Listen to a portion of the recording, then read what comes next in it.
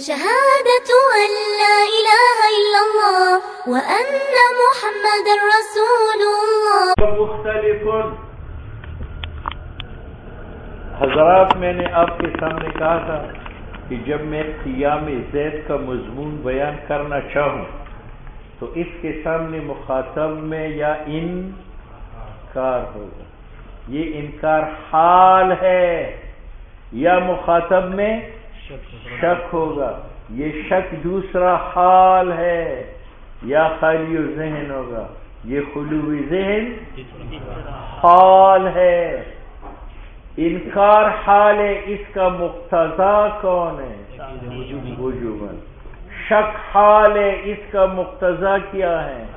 تاکید استحباباً۔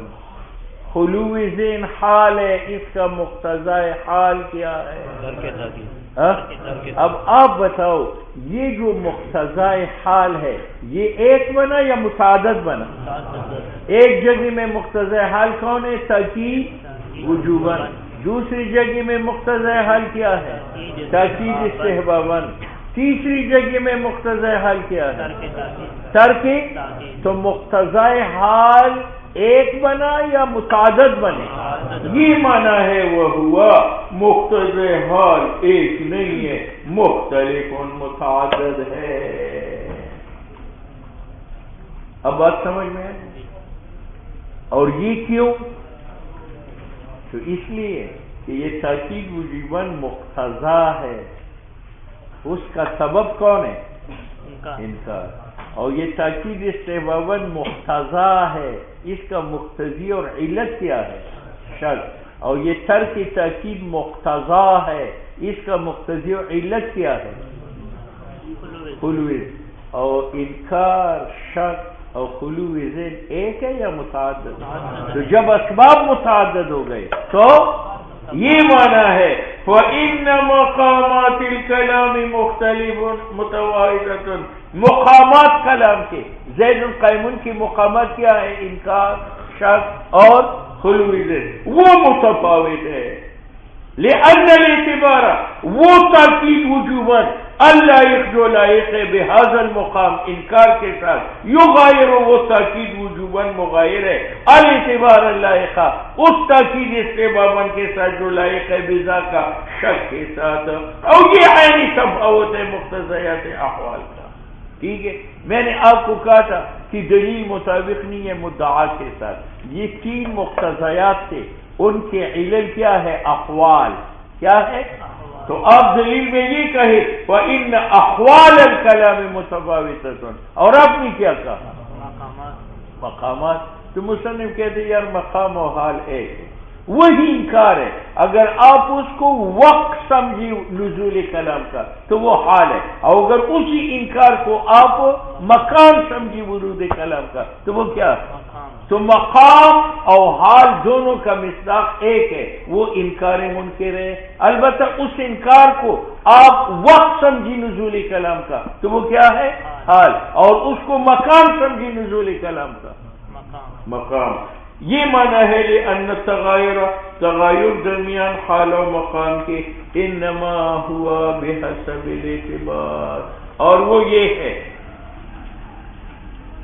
کہ انہو یتوہم فی الحال، حال کے بارے میں خیال کیا جاتا ہے کونہ کہ انکار زمانہ ہے ورود کلام کا، اور مقام میں تصور کیا جاتا ہے کونہ کہ وہ انکار محال ہے، یعنی مکان ہے لہو ورود کلام کا۔ بات سمجھ میں آ گئی؟ مصنف نے احوال کی وحدت بیان کی یا تعدد بیان کی؟ لیکن یہ تعدد مصنف نے بیان کیا اجمالاً، یہ کہا فإن مقامات الکلام متفاوت، ٹھیک ہے، اور آگے پھر تفصیل کرتا ہے۔ تو سابق متن میں تعدد مقامات کا اجمالاً ہے، اور آئندہ متن میں تعدد مقامات کا یہ معنی ہے اس قول کا وفی هذا الکلام، اس متن میں کہ مقامات الکلام متفاوتۃ، اشارہ اجمالی ہے الی حصر مقتضیات الاحوال، اور تحقیق مقتضی حال کا۔ اب تفصیل یہ ہے فمقام كل من التنکیر یباین مقام خلافی، اس کے ساتھ ایک مقام ہے جو تقاضا کرتے تنکیر لفظ کا، یہ مبین ہے اس مقام کا جو مقتضی ہے تعریف۔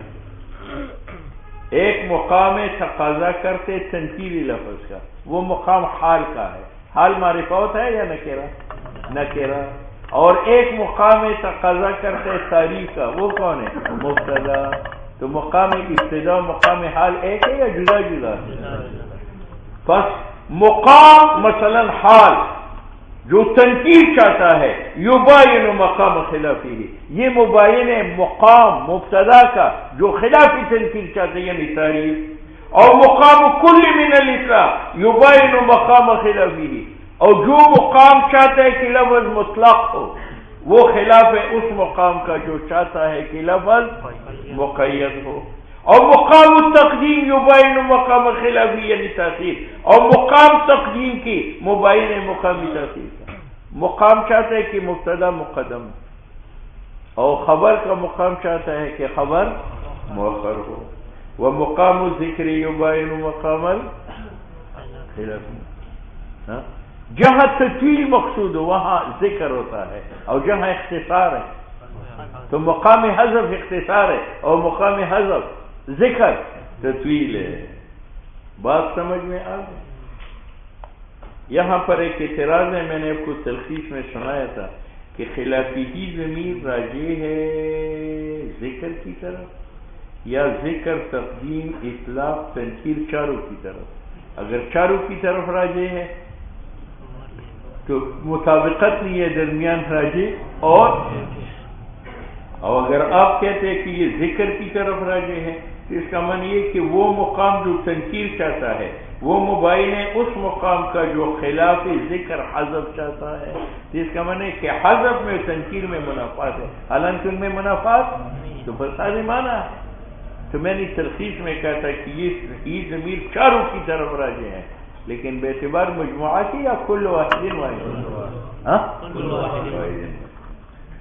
اے خلاف کل منہا، یعنی ان المقام الذی، وہ مقام یناسبہ جس کے ساتھ مناسب ہے تنکیر مسنلے کا، یا وہ مقام جس کے ساتھ مناسب ہے تنکیر مسند، یہ مبین ہے اس مقام کا جس کے ساتھ مناسب ہے کیا؟ تعریف۔ اور مقام اطلاق حکم کا، یعنی ایک مقام تقاضا کرتا ہے کہ حکم مطلق ہے، اور مقام اطلاق تعلق کا، یعنی ایک مقام چاہتا ہے کہ متعلق مسند نیلے جو فدار ہے وہ مطلق ہے، اول مسند نیلے، یا مقام ہے جو تقاضا کرتے ہیں اطلاق مسند کا یا اطلاق مسند کا یا اطلاق متعلقات مسند کا جو مستثنی حال تمیز ہے، یہ مبین ہے مقام تقید کا، خواہ تقید تاکید کے ساتھ ہو یا تاکید ادات حصر کے ساتھ ہو یا تابع یا شرط یا مفعول وما یشبہ ذلک کے ساتھ۔ اور مقام تقدیم مسند کا، مقام تقدیمی مسند، مقام تقدیمی متعلقات مسند، یہ مبین ہے مقام تاخیری مسند کا، تاخیری مسند کا، تاخیری متعلقات کا۔ وَقَذَا مقام ذکری ہی، مقام ذکر مسند کا، یہ مبین ہے مقام حذف کا۔ تو یہ قول خلاف ہو یہ شامل ہے ان تمام کو، یعنی ہو ضمیر راجع ہے تنکیر اطلاق تقدیم ذکر سب کو بے اعتبار کل واحد۔ بات سمجھ میں آ گئی؟ وَإِنَّمَا